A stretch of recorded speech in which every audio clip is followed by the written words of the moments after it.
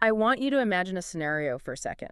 Just picture it. You're one of the wealthiest people on the entire planet. Right, a true apex billionaire. Exactly. You have a whole team of wealth managers, you've got algorithms trading at the speed of light, offshore accounts, the works. But suddenly your entire portfolio it's completely frozen. Oh, well, just locked up. Yeah, literally locked. You cannot grow your fortune by a single penny unless the net worth of the average everyday citizen goes up first. That's the ultimate tied fate, right? Yeah. You literally cannot win unless the person pouring your coffee or, teaching your kids or delivering your packages wins too. It sounds totally like science fiction, but that is exactly the architecture we are looking at today. So welcome to the deep dive. Glad to be here. Today, we are opening up this really fascinating stack of source materials. We're talking strategic briefing documents, constitutional frameworks, historical analyses, and they all outline this incredible proposal called Operation Abigail. Yeah, Operation Abigail is quite a document. It really is. So, our mission today is to unpack the exact mechanics of this proposal for you.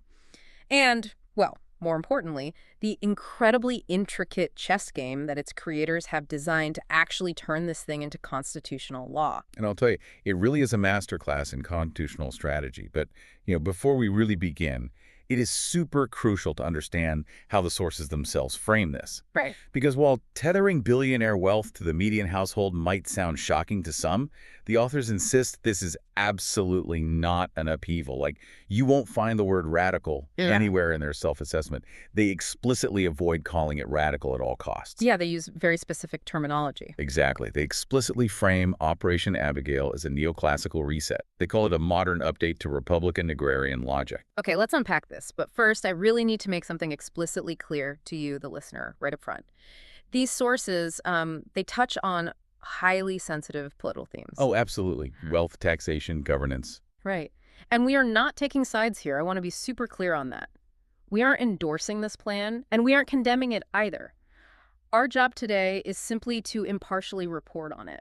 Just unpacking the strategic architecture contained in the text. Exactly, so you can understand the mechanics of the game being played. We're basically just looking at the blueprint, not arguing for the building. Right, exactly. So before we can even understand the complex chess game of how this amendment theoretically gets passed, we have to understand exactly what it is trying to achieve. The mission itself. Yeah.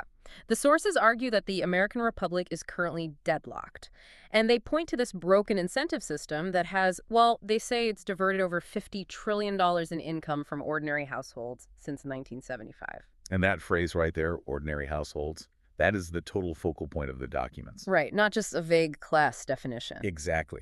The documents argue that we've moved into this era of what they call apex maximization, meaning our current system measures success solely by growth at the very top. Like total market cap or billionaire net worth. Yeah. And the logic they present is pretty simple.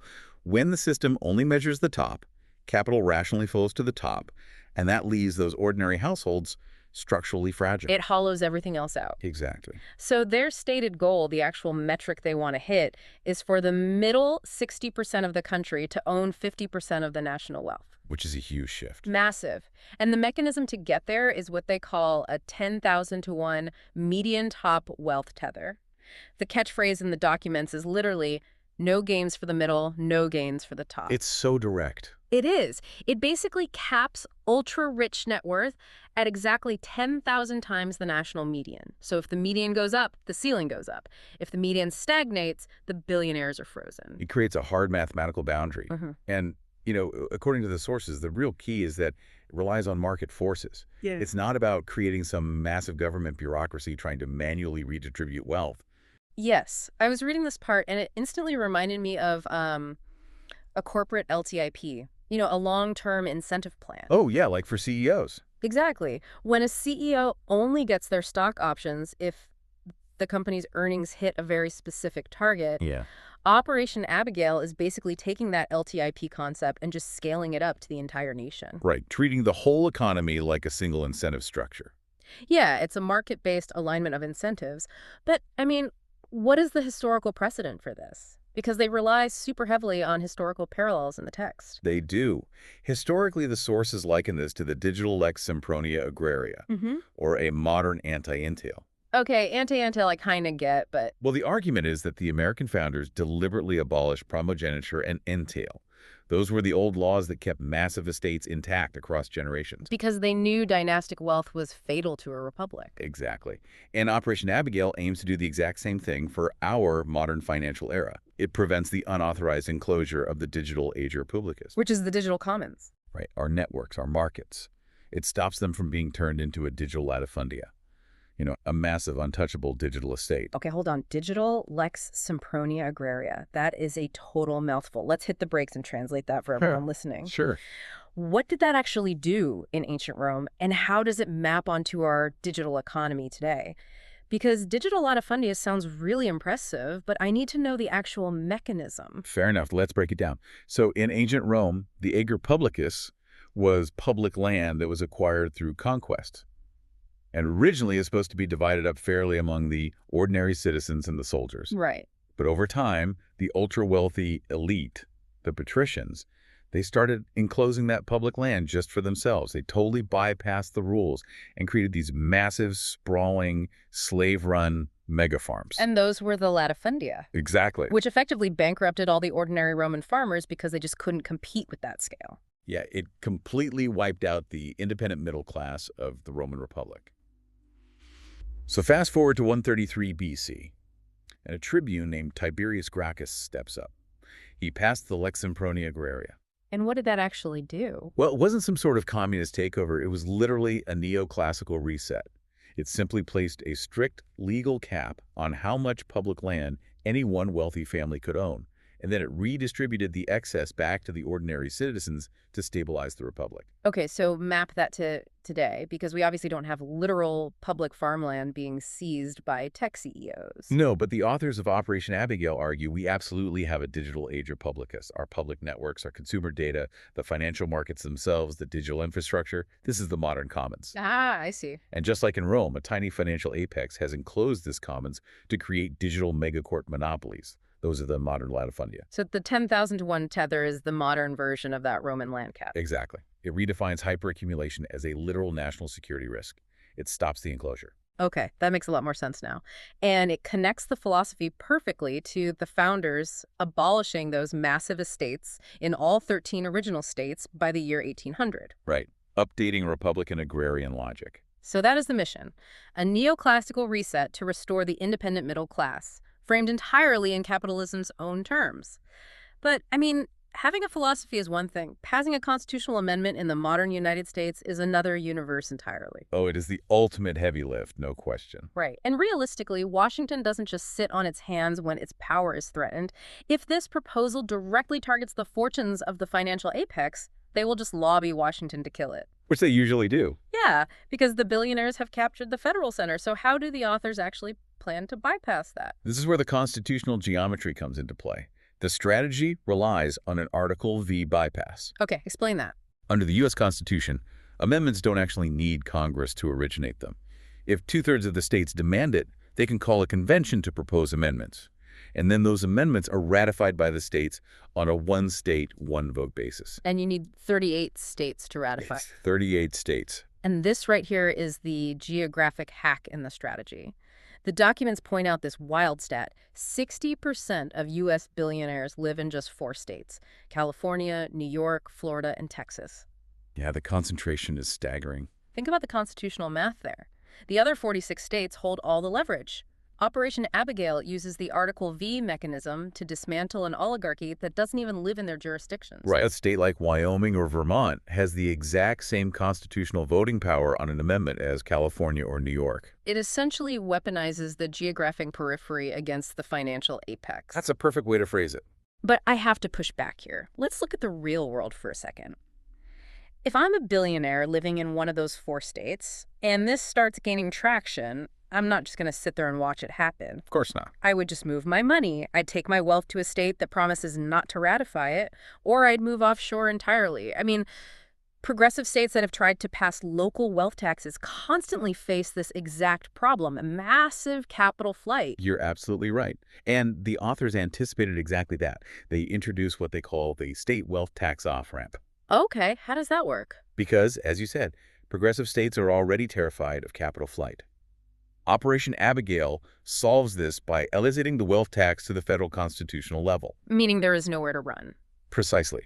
It applies globally to American households. It doesn't matter if you move your physical body to Monaco or Miami, or if you move your assets to a shell company in the Caymans. The tether still catches you. Right.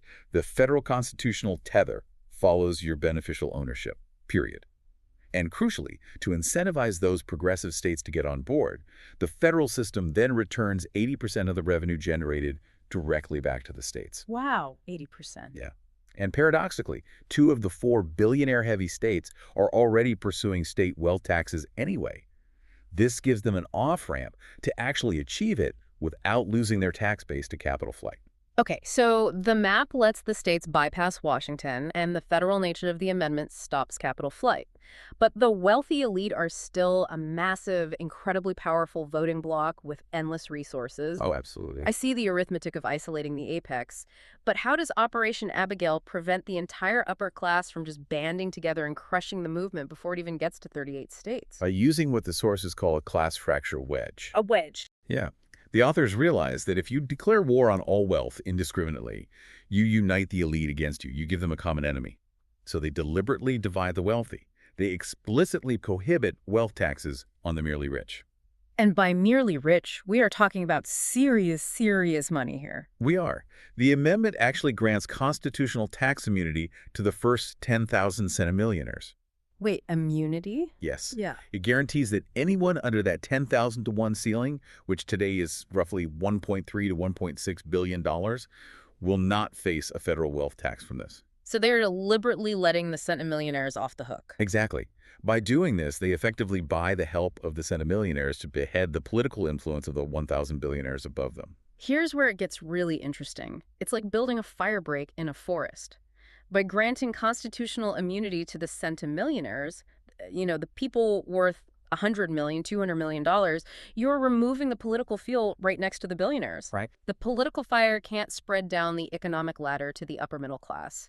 You aren't forcing the successful small business owner or the local real estate developer to team up with Wall Street billionaires. What's fascinating here is that this isn't class warfare at all. It is pure coalition arithmetic. It isolates the extreme apex. You are turning the upper middle class and the centimillionaires into allies of the median household because their wealth is suddenly protected by the same constitutional mechanism that caps the billionaires. I see the logic, but it assumes those centimillionaires won't just side with the billionaires out of ideological loyalty to capitalism. It's a massive gamble. But let's assume the wedge works and the elite are divided. Okay. At the end of the day, Washington doesn't just sit quietly. If states try to force an Article V convention, how does this plan prevent Congress from just hijacking or blocking the process? Why would federal politicians ever allow this to happen? Because of a really clever maneuver, the documents call the Trojan horse pincer. Sounds intense. It is. The architects of this plan know Congress will fight tooth and nail against anything that limits the power of their mega donors. So the strategy is to have the states call an Article V convention, ostensibly for something entirely different. Like what? Congressional term limits. Wait, term limits. How does that connect to a wealth tether? It connects through pure political pressure. Congressional term limits have something like 80% popular support across the entire political spectrum. Voters absolutely love the idea. Oh, yeah, across the board. So the states start passing resolutions to call a convention for term limits. This creates what the authors call a congressional jolt. Congress is suddenly forced into a corner with 2 terrible options. They must either fold or they fall. Let's define those terms. Why does calling a convention scare Congress so much that they would fall? Because an Article V convention is a total wild card. There are very few established rules in the Constitution limiting a convention once it is actually called. Many constitutional scholars believe that once a convention is open, it could become a runaway convention. Meaning they could do whatever they want. Exactly. They could theoretically rewrite the First Amendment, the Second Amendment, or radically alter the structure of the federal government itself. Congress is absolutely terrified of an open convention because they would completely lose control of the process. And they'd potentially lose their own jobs to term limits. I see. So that is the fall option. They let the convention happen, they likely lose their jobs to term limits, and the federal government gets 0% of the revenue from any new systems the states invent. Exactly. So what is the alternative? The fold option. Congress preemptively passes the Operation Abigail amendment themselves. to avoid the convention entirely. Right. They pass the tether, they save their own jobs by avoiding term limits, and they get to keep a 20% cut of the revenue for the federal government. It is a pincer movement. It's a lose-lose for the status quo in Washington.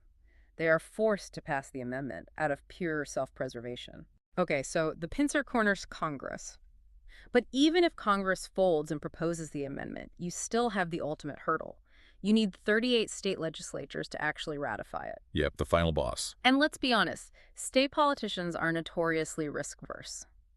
How do you make ratification an absolute, undeniable political necessity for local politicians?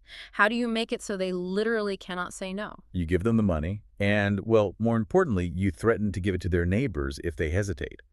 This brings us to the ratification engine, specifically the 80-20 revenue split. Let's break down this money because the sources call this the wet incentive. And to ground that term for you, kinetic or wet, meaning this isn't theoretical philosophy anymore. This is hard cash hitting state budgets. Real money. Yeah, 80% of the massive windfall from enforcing the tether goes directly to the states that ratify it. We're talking billions of dollars per state per year. They can use it to abolish local income taxes, fund pensions, fix bridges. It's transformative wealth for a state. But the true driver here is what the sources call the anti-freeloader race. Explain the game theory on that. It's totally ruthless game theory. The amendment is drafted so that laggard states, states that fail to ratify the amendment in a timely manner, they get absolutely zero. They are permanently locked out of the revenue stream. Wait, so where does their share go? The money generated from the billionaires in their state gets distributed to the states that did ratify. Oh, wow. So imagine being a governor or state senator. You are watching the state right next door use their new federal windfall to completely abolish their state income tax. Exactly. They are poaching all your businesses because their taxes are zero. They are building state-of-the-art schools, and your constituents are looking at you asking why their taxes are still so high and why their roads are crumbling. State politicians will be forced to ratify this out of sheer political survival. It triggers a predatory race to ratification. It won't even be about partisan ideology anymore. It will just be a panicked rush to secure the budget before the clock runs out. That covers the 80% going to the states. But what about the remaining 20%? Right, that 20% federal share capitalizes a new federal sovereign wealth fund. This brings us to the concept of the digital viritim, which acts as the anchor for the whole system. The digital viritim. Yes. The distributable income of this sovereign wealth fund pays an annual cash dividend directly to every single adult citizen. Which is incredible because it turns you, the listener, and the entire voting public into a militant vested lobby. I think about it like shareholders in a company. Oh, exactly like that. Shareholders will ferociously defend their corporate dividend. If a CEO tries to cut it, there is a revolt. Under Operation Abigail, citizens will fiercely defend the 10,000-to-1 tether because it protects their personal checks. If a future Congress tries to repeal the amendment or weaken the tether, they are literally taking cash out of the pockets of every voter. It anchors the reform deep in the self-interest of the masses. It basically solves the funding problem for a citizen dividend while making the amendment politically untouchable. You have the states hooked on their 80% cut, you have the public hooked on their 20% dividend, and you have the centimillionaires protected by the class fracture wedge. So the billionaires are completely cornered. Completely. But that cornering is dangerous, isn't it? With all these forces united against them, what stops a scorched earth defense? If the ultra-rich feel completely trapped, couldn't they just liquidate their companies, tank the stock market, and destroy the economy on their way down? I mean, if you corner a wild animal, it fights to the death. The architects of Operation Abigail understand that a panicked elite is a dangerous elite. They cannot afford a burned earth defense. So the amendment includes a vital coda. They call it the Golden Bridge. The Golden Bridge. Yeah. It does not instantly liquidate fortunes or force massive fire sales of corporate stock that would crash everyone's 401k. It offers a 20-year peace. An orderly retreat. Yes, an orderly retreat. It provides a generational glide path for the centimillionaires and billionaires to adjust. And we need to be very specific about the adjustment mechanism detailed in the sources here. The multiple is subject to a 20/20 step down. Let's explain the math on that. What does a 20/20 step down actually mean in practice? It means that adjustments to the wealth ratio are strictly slow-walked.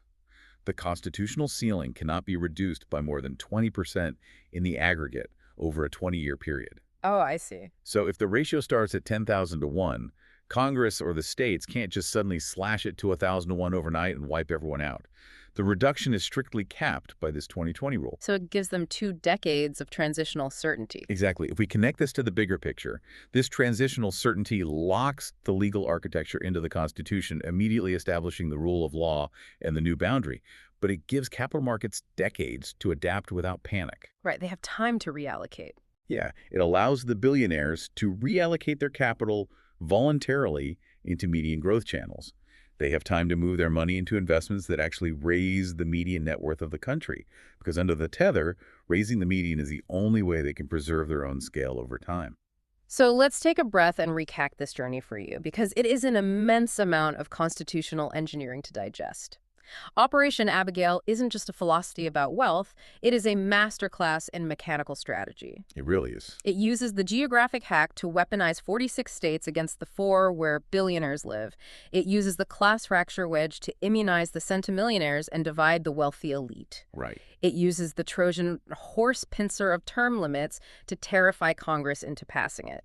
And it uses massive fiscal incentives, that 80-20 split and the ruthless anti-freeloader race, to force state-level ratification. It relies entirely on institutional self-interest, not moral persuasion. The architecture basically assumes that entrenched power only yields to structural leverage. And just as a reminder for you as we wrap up, we aren't here to say if this neoclassical reset is the right or wrong path for the country. Our goal today was simply to map out the sheer architectural complexity of what these authors have designed, impartially unpacking the mechanics of their strategy. And looking at those mechanics, this raises an important question.